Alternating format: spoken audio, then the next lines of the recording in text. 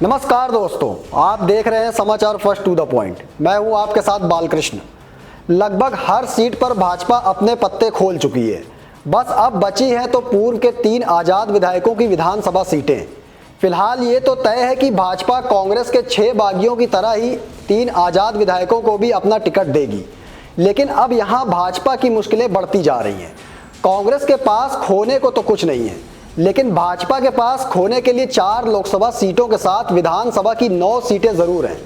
भाजपा के लिए सबसे बड़ी चुनौती अपनी पार्टी की अंदरूनी गुटबाजी है, जो उस दिन ही शुरू हो गई थी जिस दिन इन बागियों के साथ आजाद विधायकों ने भाजपा का दामन थामा था।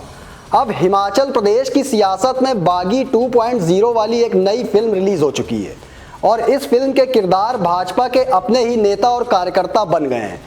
फिलहाल गगरेट से 3 बार विधायक बने दिग्गज नेता राकेश कालिया ने भाजपा से इस्तीफा दे दिया था और अब ये खबरें हैं कि लाहौल स्पीति में रवि ठाकुर को भाजपा का टिकट मिलने पर भाजपा पदाधिकारियों ने सामूहिक इस्तीफों का ऐलान कर दिया है। इतना ही नहीं, भाजपा के पूर्व मंत्री रहे रामलाल मार्कंडे ने भी चुनाव लड़ने का ऐलान कर दिया है।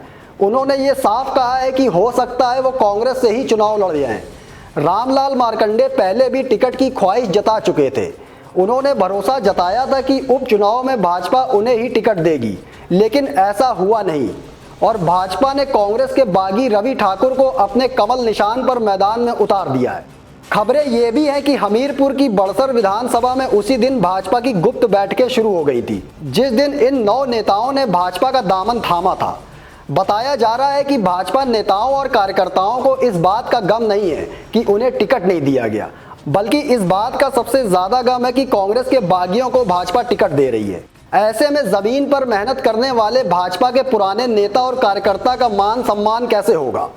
यहाँ एक सवाल और उठ रहा है, वो ये है कि जिस तरह से भाजपा ने कांग्रेस के बागियों को टिकट दिया, क्या कांग्रेस भी भाजपा के बागियों को अपनी पार्टी में लाने का इंतजार कर रही है?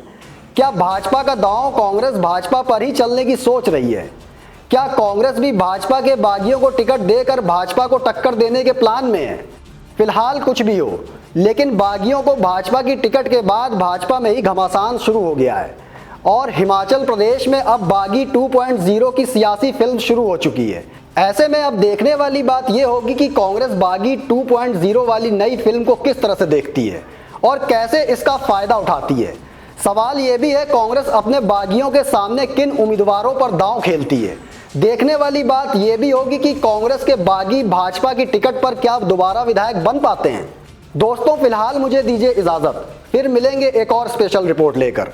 लेकिन कमेंट बॉक्स में आप अपनी राय देना ना भूलिएगा, क्योंकि आपकी राय हमारे लिए बेहद महत्वपूर्ण है। धन्यवाद।